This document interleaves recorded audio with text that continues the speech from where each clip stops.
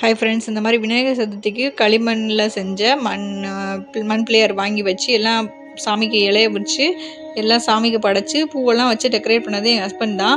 அவங்க தான் அழகாக டெக்கரேட் பண்ணாங்க.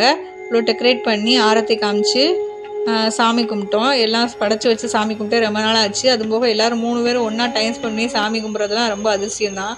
டைமே இருக்காது அவங்களுக்குலாம்.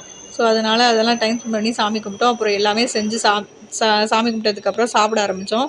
சாப்பாடு, ரசம், சாம்பார், 3 வகை காய் வச்சோம்.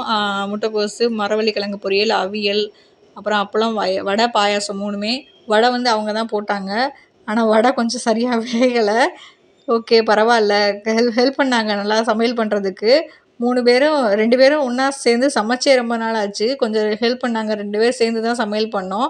சமையல் பண்ணி 3 பேரும் ஒன்றா உட்காந்து இந்த மாதிரி இலை போட்டு சாப்பிட்டே ரொம்ப நாள் ஆச்சு.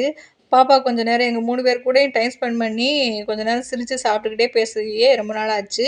நீங்கள் இந்த மாதிரி விநாயகர் சதுர்த்தி எந்த மாதிரிலாம் செலிப்ரேட் பண்ணீங்கன்னு சொல்லிட்டு வீடியோவில் சொல்லுங்கள். இந்த வீடியோ பிடிச்சிருந்தா லைக் பண்ணுங்கள், கமெண்ட் பண்ணுங்கள், சேனலை மறக்காமல் சப்ஸ்கிரைப் பண்ணிக்கோங்க. நீங்கள் எப்படியெல்லாம் விநாயகர் சதுர்த்தி வீட்டில் செலிப்ரேட் பண்ணீங்கன்றதை மறக்காமல் கமெண்டில் சொல்லுங்கள். பாய், டாட்டா, பாய், see you.